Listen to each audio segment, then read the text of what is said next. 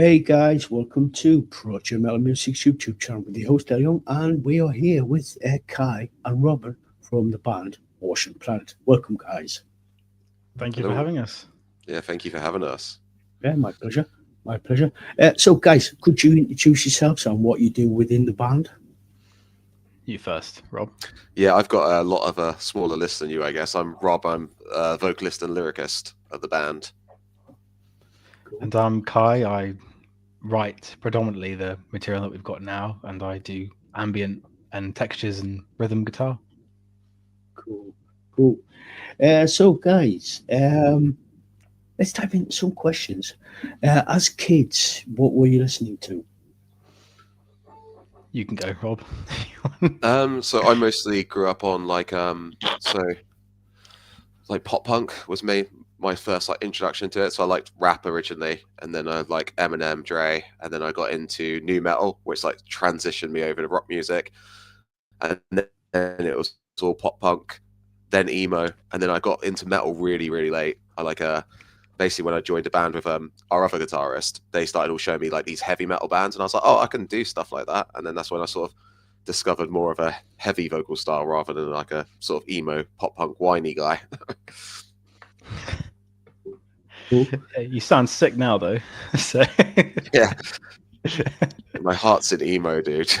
yeah, Midwest all the way. Yeah, for sure. When I was a kid, I didn't really listen to that many bands. I mostly listened to game soundtracks, even as a kid. My dad was a heavy gamer, and I used to like the soundtracks. So I used to listen to a lot of those on my shoddy little MP3 player at school. But I did used to listen to a lot of shoegaze and post rock as well. It was only until later when I got into college I started listening to things like, not even less than that, like secondary school, where I started listening to like my Sugar and stuff, and I actually quite like the progressive like metal kind of vibe. But realistically, I think all of my inspiration comes from game soundtracks. To be honest, Elden Ring is my latest one. So Cool, cool. So who actually got you into listening to music? Was it your parents, or was it a sibling, or was it friends at school, or was it sort of like a journey of self-discovery? So with me, it's like neither of my parents are musical. Like they never really were big music people, and no one in my family is at all. I'm literally the only person who's pursued or been passionate about music. So I don't know. I think it's like I can't even think. Actually, kind of similar to what Kai was saying. I remember getting into rap from hearing like stuff in video game loading screens and stuff, and then a lot of metal music and like rock music and that. I heard watching wrestling growing up, like WWF and WCW and that. Like they'd always come in with like these like rock tracks, and that's pretty much what got me into it. No family into music at all. Cool. yeah, pretty much the same with me. My dad likes to play like synths and stuff, but he's never really been into like playing instruments. But he's quite critical with like certain types of music. So whenever I would show him something or whatever, he would just go ham on it. And if there's something he really liked, then he'd really get into it. And then I guess I kind of was like, oh, I kind of like Dad's approach to things. But I think what got me into playing instruments was my cousin Aaron. He played drums, and I was like, I want a piece of that. So I started playing drums, and eventually I was like, I want to write an album, but I can't do that. So I got to try and play guitar somehow.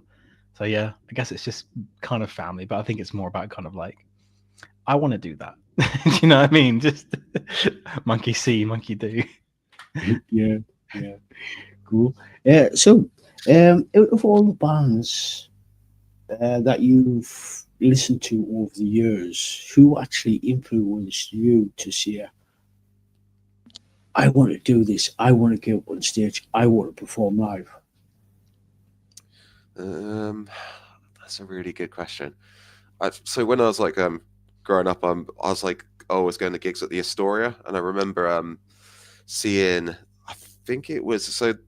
I think one of the first shows I went to was actually a My Chemical Romance concert, and then a little bit after I saw Finch, who are still going now, and I remember like watching him do that like long live screen for Burn, and like I was just like, I just set the goal to play the Astoria. I was like, I just want to play the Astoria, and then when I got into a band, like it was just that was in my head. I was like Astoria, Astoria, Astoria. Then as I went to more gigs, it's like Brixton, Brixton. So yeah, it's just going to like I've seen so much live music and I still go regularly now, and that's what inspired me to do it. And then once I started doing it, I found like I'm a completely different person on stage than I am like off stage. Like it's like I can get into a character, and I just love the back and forth for crowds. Like even though we're not an overly big band, I feed off the energy, and like that's replicated in our live show. Yeah, Metal to the Masses was a prime example of that, wasn't it, Rob? Yeah, You yeah, know, that's you know that was so the semi-finals in particular, which we recorded, that was awesome. I remember that you went nuts during one of the songs. But I think for me, it's going to have to be Meshuggah all day long. Really, I just look at that. I look at that band, and I look at their stage presence, their legacy, and just how tight they play. Also, the simplicity of their songs, but also the complexity, all in one kind of bucket. And I think that's the kind of thing that I was like, you know what? I just love the atmosphere they create. And other bands like Periphery and Tesseract and Textures, Devin Townsend, that kind of stuff. And I just thought, you know what? Like, that's where the kind of that ambient kind of vibe kind of I got it from. Doing that kind of stuff. I really liked the idea of, like, I don't know, just having this kind of washy ambience over this like crushing riff. It was quite popular, I think, back in like 2013 to 15, I think, as well. Even now, I suppose. Cool. Cool. Were you in any bands prior to Ocean Planet? You got a long legacy, you have, Rob. Yes, I started my first band with our other guitarist Dan when I was 19, and I'd done that for 10 years. And then the second that finished, I just joined another one and another one. I've been fortunate enough to like do several tours with other bands and like gain loads of experience. So whenever any band's sort of given up, I've just carried on. So I've just literally go and find the next thing. So with Kai saying I've been in a lot of bands, I love performing. So I've played in a lot of different bands and a lot of different places. So yeah, I've done like loads of stuff with metal, I guess. Yeah, I think this is probably. I've been in a few other bands, but I would say that this is probably my first real. I was when I was like 18. I was in a metalcore band. I was drumming for it, but like it was just we were all kids really, so it didn't sound that great. But I think after that, I was kind of doing like more so like shoegaze stuff, dream pop, as like a drummer and guitarist. And Ocean Planet is the only one I've gone, you know what, I'm going to be like a metal guitarist now, kind of thing. I mean, I always was, but I didn't really think that Ocean Planet would take off. It had taken so many years to take off. So I kind of got to a point where I was like, you know what, I don't think Ocean Planet's going to happen. It's forever a bedroom project. And then like 3 years ago now, Rob, I think, and it just kicked off, and here we are. Cool. We've got a couple of questions. The first one is from Lisaboo, who's all the way in Canada, and she asks, "How did you pick the band's name?" So that's a good question. So some people, and most people, like especially during Bloodstock this year, assumed that we got it from Gojira, which actually is the cooler story, seeing as they have a song called Ocean Planet. But really, it was actually, I was maybe 14 or something, and I was watching an advert for David Attenborough's Blue Planet, and my dad was on the couch, and I just said, "Oh, that's stupid. They should have called it Ocean Planet because it's about the sea." And then I was like, "Oh, that's a cool name. I'm going to take that band name." And that was it. And I discovered that Gojira had a song called Ocean Planet, so I was like, I get to just choose basically which one sounds cooler at the time. Cool. Yeah, thank you for that, Lisa. You. We've got another question from Aussie Queen of the Runes. She asks, "Who's your biggest inspiration?" Rob? I'd say vocally for me, Norma Jean, the vocalist of Normal Jean, like just blends so many tones together. And like, if you listen to like Ocean Planet stuff, you hear like I try and like I don't want to just be a screamer who's like mid scream, high scream, low scream. I try and like blend together everything I've done in all these other bands. So though we're using a mainly dominant scream voice, it's not like a lot of other things you hear. It's like I try and like use everything I've had. I've like used these deathcore highs in some bits, metal lows, like in keys, like some that sound like singing. And the guy from Norma Jean has a great way of blending that. He does the way he transitions from singing to screaming is like, it's phenomenal. Like, it's definitely biggest influence is that chap who I don't even know his name, but musically a big influence. I'd say for me, although I've talked a lot about Meshuggah, I probably say maybe Tesseract. I think Tesseract probably are the reason Immersion, our album, like in its infancy, was like formed. Basically, it was a good in between like Periphery and Meshuggah, and then there was Tesseract. I remember being quite young and listening to them, and they also did like obviously amazing at that kind of ambient like picking tone as well over like crushing rhythms. So I think realistically, yeah, that and a bunch of like game soundtracks, but mostly Tesseract. Cool. Thank you for that, Ozzy. you. So, what has the band been up to, especially over, say, the last 12 months? It's been pretty exciting actually. The last 12 months. So in 2024, I'll kind of just give it a bit of context. In 2024, we applied to Metal to the Masses in Oxford, and this was actually when Rob wasn't a part of the band. We had another vocalist, and we parted ways, and we kind of realized our styles really kind of conflicted. So then we found Rob. We got to the final of Metal to the Masses, and we didn't get it. So obviously we were quite gutted, but we decided actually let's apply again to see how we do. And we didn't really think we were going to get as far as we did. But in 2025, this year, we ended up taking the cake. So we got all the way to the final, which was an incredible day, wasn't it, Rob? Like, yeah, it's insane. Probably actually one of the best gigs I've ever played. That's just an incredible day that was. And we won. We got to play Bloodstock, which was just, like, come on, like it's Bloodstock. You see all those names on a poster when you're younger, and then like all of a sudden your band name's on it, like it's incredible. Probably because of Rob though, isn't it, really? He just joined and switched everything. I'll take that. Cool. Yeah.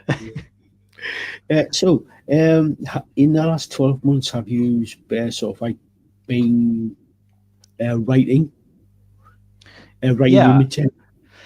Yeah, I'd say so we have Immersion, and that was finally done. There was instrumental versions of it for years online, and it was only until Rob came on board we kind of had a different approach didn't we, Rob? Because I remember saying to you, Rob, that actually I think I'd like to have cleans, and you were saying, well, I think quite limited in what you want. So then at that point, I don't know, I wanted to speak for you, Rob, but like Rob came up with this kind of Gojira kind of pitched shouting technique, essentially like what Gojira do, but he executed it like perfectly. You can even hear it on the songs. I think you've done an amazing job of it. So after that, it was pretty cool, because after many years of just going, no, it needs cleans, it needs clean stuff, and then Rob comes along and does this like awesome pitch stuff, and I'm like, yeah, I'm completely sold on that. Like, don't need cleans anymore. I'm all about this now. So I think yeah, we had to find like a middle ground pretty quick, because like we were kind of ready to launch it up, like get it off the ground pretty quick with vocals on, because other members at the time were like pushing to get singles out and stuff. So though I'm not saying cleans are ever out of the question, it's just like I didn't have time to figure them out then, but I managed to like I said, I never really listened to Gojira, and I listened to it and I was just like, God, he's like right on like the limit of, is he singing, is he screaming? And then I was basically just practicing their songs and trying to figure out what he's doing, and we ended up figuring it out and it working for the Ocean Planet songs we already had, because they had a bit more flexibility in. But it was originally quite a hard task to get them in, because it's quite like a big vocal technique more than a basic sort of like fry or a low scream or something. It's basically like a sort of pitching your voice for a long time, like holding a really long singing note with like a slight bit of distortion on it. It's quite an interesting one. Yeah, it's intense, and also you had to.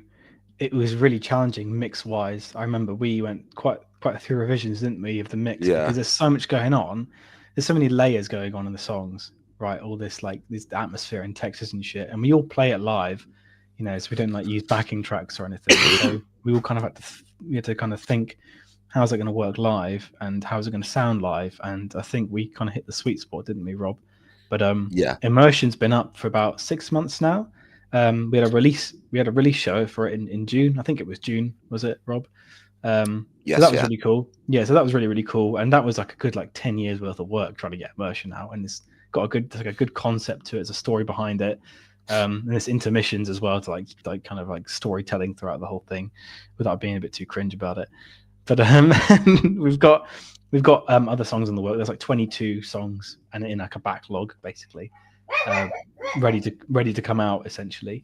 And we've also got a new guitarist, Dan French, and he himself is an absolute machine with riff writing and just songs in general. So I'm praying for myself to keep up with that. So we've actually got loads of content like ready to go. It's a good place to be in. It's just trying to kind of get it out really.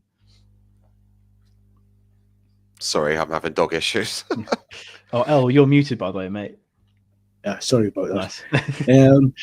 Nice. So yeah, is it? Are you going to be sort of like releasing sort of like an EP or an album or just purely singles? I think at the moment, so we're going to be releasing another single with Jay for Action Management, and then what we'll do after that is we're going to release something brand new. So we've got our EP up, but we're going to do like radio edits. We've already released one, Devastate, which you can listen to now. It recently came out.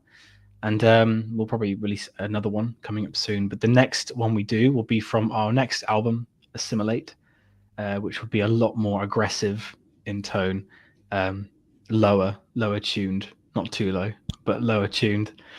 So yeah, I think what we'll do is we'll release a couple more singles and then kind of prepare to drop the album, as far as my understanding goes with it. Like I said, there's 6 people in the band. Getting them to be on the same page is it's a hard one, isn't it, Rob? Yeah, sure. But there is a hierarchy at the moment. Yeah. We just listen to Jay. If he tells us to shut up, then we shut up. Yeah, cool. Yeah, we've got a question from Lisaboo, and she asks, "Do you have a process to writing your songs?" Do you want to answer that from a lyrical standpoint, Rob? Sorry, I lost my connection there. Do you have a process to write in your songs? Oh, well, I guess from lyrical, it still goes to you, doesn't it, Kai? Because like I interpretate, if that's the right word, your stories. Yeah. I mean, it's just because we sort of co-write them, don't we? Really? Yeah. Like Kai gives me sort of almost like an episode, like so everything we like story. Kai has a story, and then we have episodes and episodes of songs, and then I get like sort of the plot or the bio, and then between us we create it into a story of the song. So yeah, it's mostly, well, for the year I've been in the band, I've just only worked with Kai.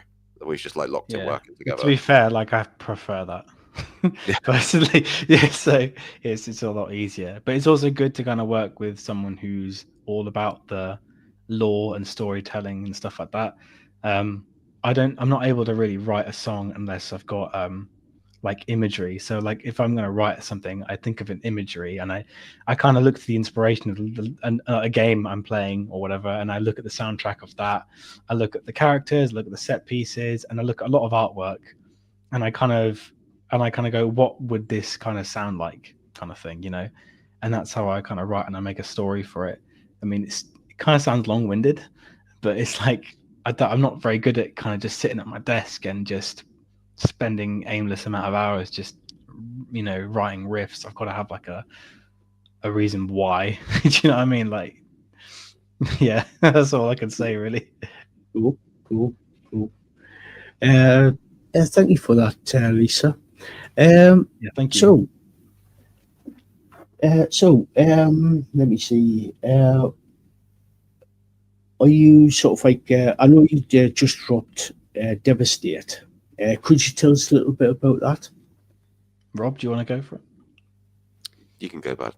It's your song. Yeah. Oh, just because it's lyrics, isn't it? Like, you know, your lyrics. Yeah. Higher. No, well, you can set the pace. Okay. And I can say how we describe it. Okay. Well, Devastate is the first song on Immersion, and it's I'll be brief about the story, but it's about essentially mankind kind of tearing each other apart and destroying the planet through war and things like that, and then other kind of interventions happen, where these kind of these like this demon, the Nephilim, comes out when the manifestations of heaven and hell agree that this is not working, and they send the Nephilim down to wipe everyone out, start again. Humanity kind of recoil by building this machine. Machine fails to defeat it, but the spirit of the earth turns up and goes, "No, actually, I also don't agree with what's going on."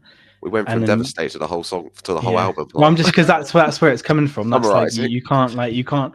That's what it's about essentially. It's the first chapter in that, and then that's what the song's about basically. That's when humanity kind of tears each other apart. So yeah, in terms of like, I don't know, like in terms of influence, I suppose I've got the idea from like songs like Bring Me the Horizon, their early stuff. That's when I started listening to them.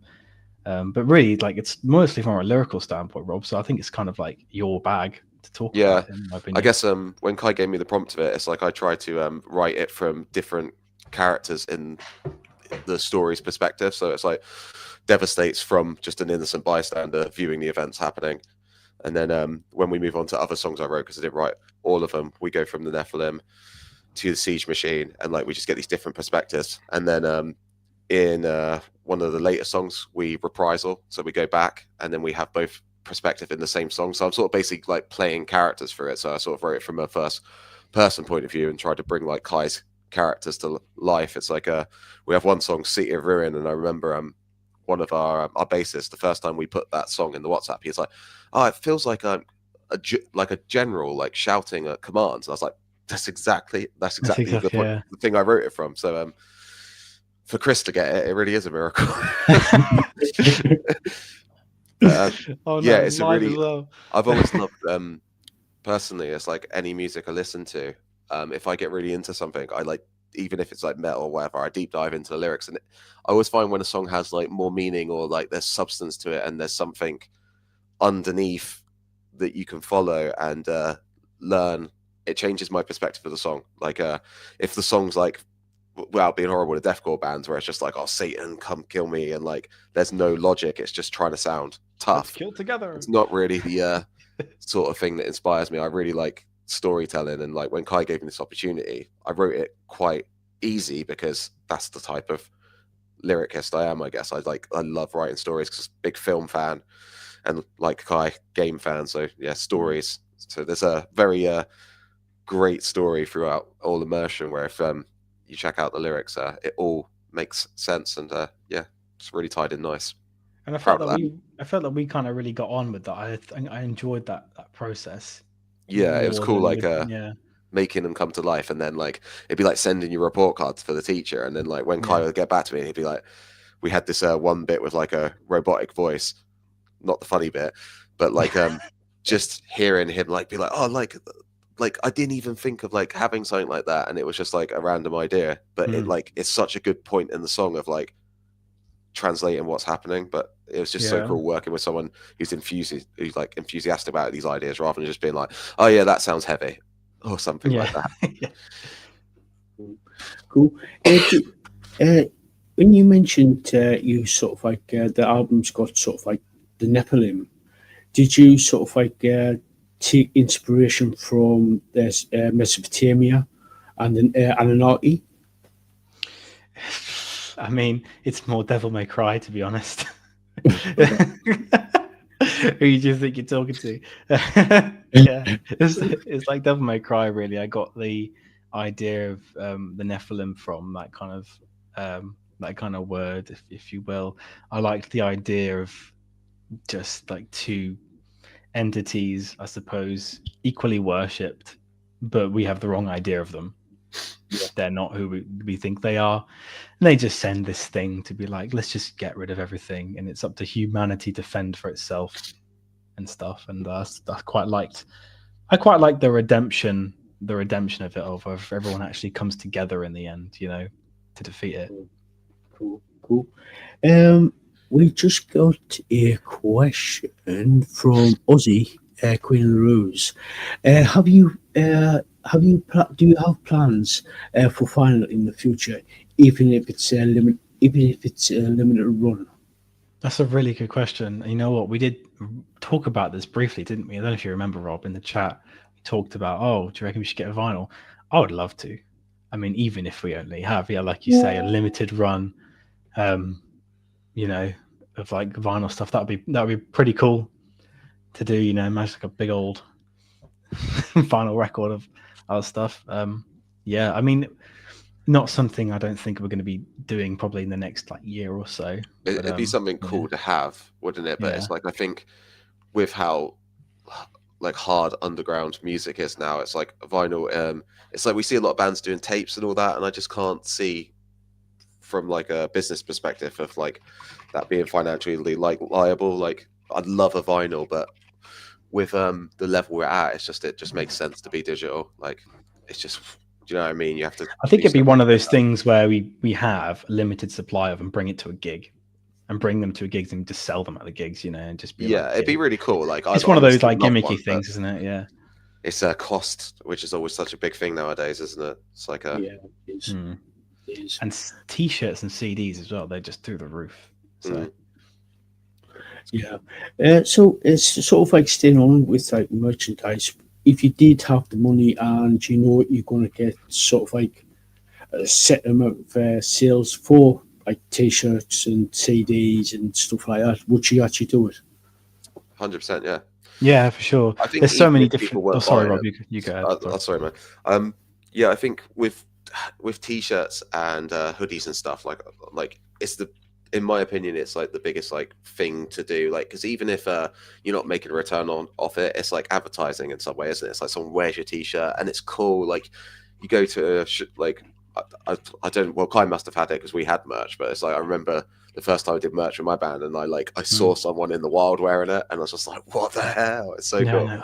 So Whoa. yeah, I'm really behind getting Yeah. on the merch. Yeah. We will sort it out at the moment. We're just we our current merch run is with an old member, so we've like kind of let that merch go Mm. with the person. But once we get back next year, I'm sure it's going to be one of the first things we address because Yeah. we do have a demand for it, especially in Oxford. Yeah, we do. Yeah, and there's some ideas for merch that we had as well. One thing I think we talked about, Rob, at some point was kind of getting some maybe character designs or something. Yeah, it'd be Like cool these in to the story. That would be like really good, you know, having because there's like different color schemes for each character, essentially. You know, or even having a lyric book because we don't actually have the lyrics online. yeah, the lyrics are something I need to do. Yeah, People thank you like for all this story. I want to hear it. Oh yeah, look at the lyrics. Where are the lyrics? Yeah. thank you for that for the question, Ozzy. Um, Yeah, we've got a thank you. question from Lisaboo, and she asks, "What would you be open to collaborating with other artists, musicians, and if yes, who?" We've done this already, haven't we? Yeah, we have. We have a collaboration on one of our songs, Siege Machine, a band we're like sort of climbed the ladder with and Metal to the Masses Theorist. They got a phenomenal singer and we got him on Siege Machine and he did like an awesome job. It's really cool to work with him, like super professional. They all recorded it themselves and it's really good. And Yeah, it was yeah, amazing. be up for doing that again. They sent us that was like ridiculous. All the harmonies he did. It was like Yeah, it's so professional, wasn't it? professionally done. You know, I think it was like it was like 10 tracks he sent me, like all stacked together, perfectly aligned. I'm like, you just don't get this. So it was amazing working with him, really. But yeah, we definitely do it again. Cool. Who would you sort of like be on your list to do another collaboration with? I think I don't know about what Kai would say. It's like not a specific person in mind, but we've ever since I've been in the band, and I know prior to that we talked about female vocals, and I still think I'm actually sure Kai will agree with me. It's something we'd like to revisit at some point because it's just like such a different element. So it'd be cool to work with a female vocalist at some point. Yeah, we Get had that, maybe keyboards as well, keys and pianos would be yeah. nice. It was one of those things where I had always envisioned Pro Ocean Planet having, you know, quite heavy shouts like Meshuggah kind of style, but then also having female singing over the ambient parts because it would complement it. But it never lifted off, did it, Rob? I think there was quite a different opinion in the band at the time with its current members. For some reason, having 7 members would be a problem. I don't know. We couldn't find the right person either. It's like there's a lot of different visions of what we wanted, and it's quite hard organizing the band with 6 people. Add 7 in, and it's So, good luck getting any of us into a rehearsal room. Yeah, or an interview. Start doing Zoom sessions. Yeah, or an interview. Cool. Thank you for the question, Lisa. Lisa has just made a comment, and she's just said, "Love the contrast between the female and male vocals." Yeah, agreed. Yeah, it'd just be awesome, wouldn't it? Really. I remember when Evanescence came out, and I didn't know at the time, and like obviously I was on that new metal scene, and they had the male vocalist and the female vocalist, and I thought the male guy was permanent in the band, so I was like, oh, this is such a cool collaboration, and I got the album, and I was like, oh wait, like he's not in it.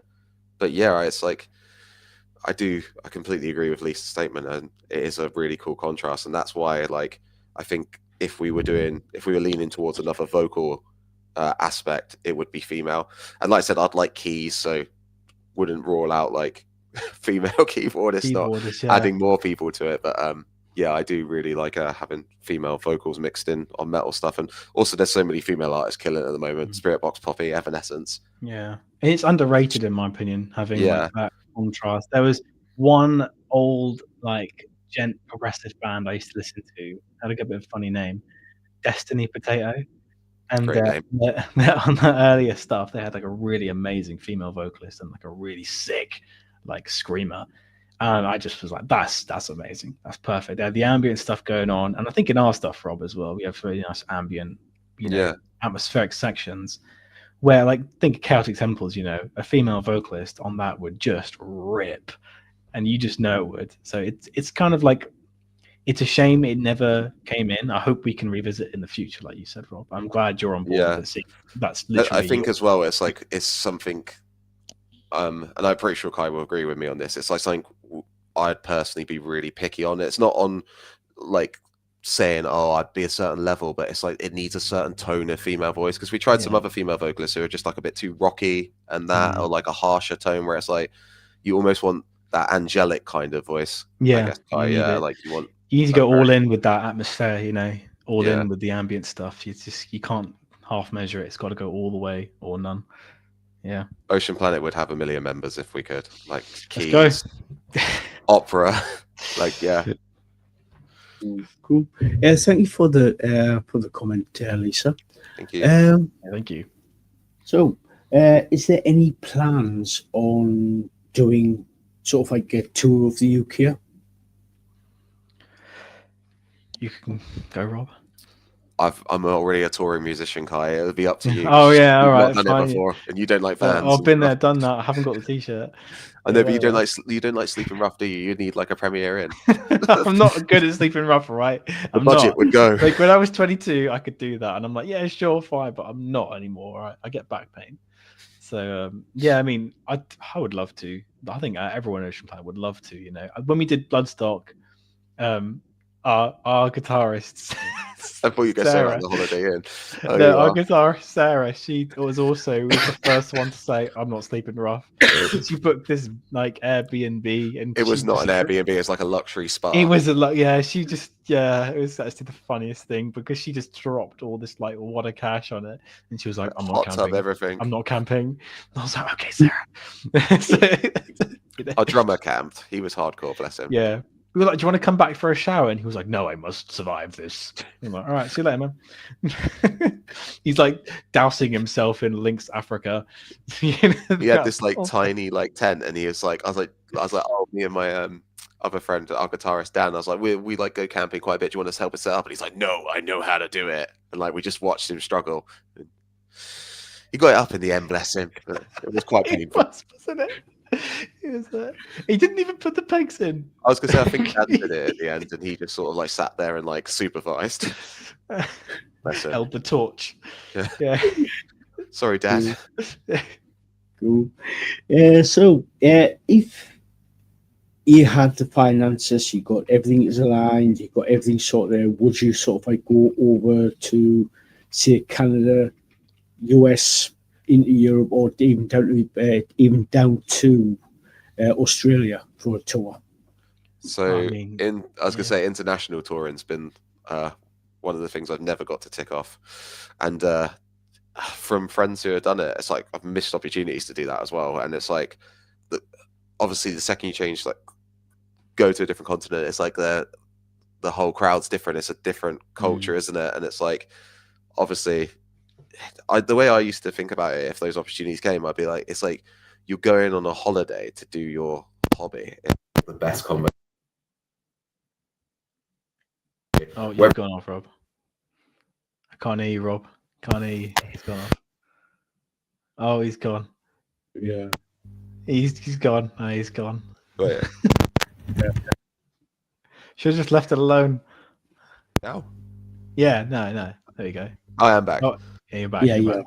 Yeah, sorry, I was just saying. I was like, whether it'd be possible with Ocean Planet to tour internationally, I don't know, just because like we do struggle a bit with getting members on board to do things. But like I said, it's obviously it's something we'd love to do if the opportunity was there. But I think it'd need quite a bit of planning.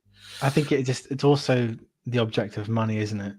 You know, some of us have families, isn't, you know, kids, young kids and things. So it can be quite difficult. Like I think Ocean Planet, if this for me personally, if this happened when I was like 22, I'd be like all over it. You know, let's go. But when you've got kids, it's one of those things. You're like, yeah, wife would be like, you're going where? No, you're not. You know. Like, but I think Japan for me would be a place I would love to do it. Yeah, that'd be so good. That would be the bomb. I think our stuff would go down really well in Japan as well. It's got that cyberpunky kind of vibe to it. Cool. Where can people find you on social media so they can basically keep up to date? You do the social media, Rob. So everything is Ocean Planet UK, Ocean Planet UK on Instagram, Facebook, and Spotify. Like I said, check out our album on Spotify if you can. Listen to the lyrics and uncover the story and mystery. Cool. Guys in the chat, we're going to be starting to wrap things up in the next 5-10 minutes or so. So get your questions in now. Any advice for people who want to become a musician, whether for their own personal use or possibly going down the commercial route? Do you want to go first, Guy? Yeah, sure. I mean, just from an instrument standpoint, the road I took was through production. So when I started playing drums, the one thing I kept seeing that was important was just your timing. You got to play tight. And it's important to remember that no matter what you start with, and no matter how no matter how complicated or simple it is, if you play it tight and, it's produced well, it will sound good. Maybe the riff you've got isn't that creative, but it's not going to make anyone's ears bleed. And that is probably the biggest lesson I took from starting out on drums, then moving to guitar and learning production early on is really key, because it forces you to play to a metronome, play tight, and also you learn your limits. So knowing your limits is incredibly important, because you don't put stuff out there that is messy and then kind of, you look back on it and go, wow, shit. So that's one thing I would say. I just on a bare bones level, focus on your timing as a musician. And I'd say from the other side of the spectrum of not being like as musical background as Kai, like more of a simplistic musician, it's like, just don't take it seriously. Like the amount of people I've grown up with, like I've done music for a long time, and it's like people took it seriously. They were rude to people. I've seen bands that are still famous now fight with people on stage because their egos are bigger than this. And just remember, you're all in it together. Like these local shows, like you're not a celebrity, like you're not special. Everyone there is the same. You're all doing the same thing. Support each other, lift each other up, be polite to crowds. Don't don't call them names. Don't incite violence. And going into the crowd and pushing people and stuff and be like, oh, this is a hardcore show and all this. Like people pay money to see you. They want to experience it. You're in there to perform, and the crowd do their own thing. Don't blend them two together, but mainly just have fun and don't take it seriously. Like people take it way too seriously, and and you end up not enjoying it. Like it's not for most people, it's not like a paying job. It's meant to be a hobby, and it's very easy for it to go to a business that's not making money, and the hobby is no fun anymore. So yeah, just keep it fun. Yeah, it's important to remember the crowd can actually definitely read you as a band on stage. Yeah, if you're not having fun on stage, you may kind of act like you are, but realistically, like it's really easy to tell on stage as like a bunch of people watching you. If there's no crowd there is no show. So respect your crowds. Yeah, and just be like dignified. Like this whole we see a few things like bands like going into the crowd and like pushing people and trying to make them start a pit and be like, oh, you guys are like calling them names and stuff. It's like people don't have a pit doesn't mean your show's good. Like someone might be sitting there like nodding their head, enjoying the best night of their life, and then all of a sudden now they got to worry about fists coming at them and they can't like concentrate. So I'm not against like crowd pits and stuff, but like when bands are like purposely like trying to incite it to create a good reaction, it's like we're not an overly pit based band, and just be considerate of others, I guess. Rambling a bit there on that. Well, just actually an important note as well. The one thing we got praised on for Bloodstock, winning Bloodstock, was our professionalism on stage, and I actually put that down to Rob, to be honest. I think the way you kind of interact with the crowd as a front man is like you've got a good balance between like you got your swearing and then you've got your actual like professional attitude on stage, you know, which I think is a really important balance to strike, because you get bands who just like swear all the time on stage, and I suppose you can do that. I mean, as big bands do that as well, but I suppose you know. I'd say me giving advice on it is because like Lokai saying like how I am now on stage, it's like I was a young upstart and doing that stuff, like being like oh, do this and that, and like being a bit of a knob on stage. So I've grown out of it, and like I see people doing it now, and I'm just like, if I give myself this advice, that's what I would have told myself. Like, you're not Big Cheese. You're just a dude. Now you're just a knob off stage to us. There you go, my little banana. Because you're top. Yeah. Yeah, I've seen some really big bands literally just like, especially the lead singers diving off stage and literally like wailing on people for no apparent reason. I was just like, what the hell, dude? What are you doing? It's like I always quote the Melissa Cross screaming guide thing. Like I still use some techniques from that just to keep my like voice fresh. But she always said like your job is to perform and sing the vocals, not like run in the crowd and like roll around on the floor and like scream and incite violence and that. Like if you're compromising your performance by focusing on like crowd work or trying to come across in a certain way, then like it's ruining the performance. They're there to see you perform the songs as they are. And like I said, with some of our pitch screaming stuff, it's like I can't be shouting at people and like running the crowd or doing like Alex the Terrible and moving the mic away and screaming, because like my performance requires that concentration. Like that's what people should be doing their job. Yeah. Sound advice there. Thank you. So we've got a couple of comments. Lisaboo says, thank you so much for coming on, Kai and Robin. Thank you so much. Thanks for having us. Pretty much also said the same thing. Thank you for coming on. And Lisaboo has also said, I've enjoyed this. So good. Yeah, we've enjoyed it. I think this has actually probably been my favorite interview. Yeah, it's been nice to actually get some meaningful questions about the band. No offense to any of our other interviews, because obviously we've had a lot of substance, but like I wouldn't say we're serious guys, but when it comes like we're quite a serious like type of band, like I guess like professionally, and we got like a lot of our stuff we want to talk about with our music. We get stoked. We don't often get asked about it, so it's nice to talk about it when we, you know, all the work that went into it. So yeah, thank you. We really appreciate that. Cool. Yeah, my pleasure. If we're going to be starting to wrap things up, so have you got any final words before we go? I guess just check us out online. We've got a few gigs booked for next year already, and hopefully a few more. And yeah, if you get the chance to listen to us or anything, like drop us a message on Instagram. You can follow us. Just let us know what you think. Like anything you change, anything you like.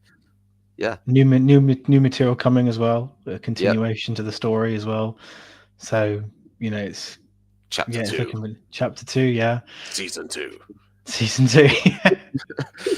We got the funding. A Martian. Yeah. Had to do it. Cool.